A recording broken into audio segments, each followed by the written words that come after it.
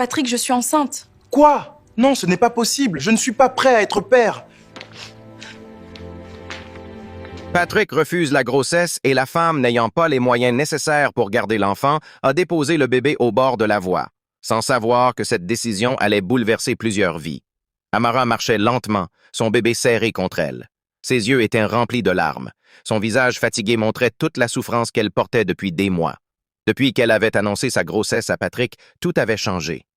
« Je ne veux pas de cet enfant. » Ces mots avaient détruit son cœur. Patrick l'avait abandonnée du jour au lendemain. Plus d'appels, plus de soutien, comme si elle n'avait jamais existé.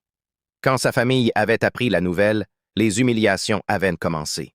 Sa mère, Maman Célestine, la traitait comme une honte. Une femme sans mari ne doit pas mettre un enfant au monde. Son frère Serge refusait même de la regarder. Amara avait souffert seule pendant toute sa grossesse. Elle n'avait plus d'argent, plus de maison stable, parfois même rien à manger. Après avoir accouché, elle comprit qu'elle ne pouvait plus continuer ainsi.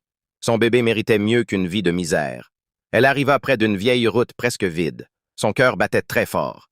Avec des mains tremblantes, elle posa doucement le nouveau-né dans un panier couvert d'une petite couverture blanche. Le bébé ouvrit lentement les yeux. Amara éclata en sanglots.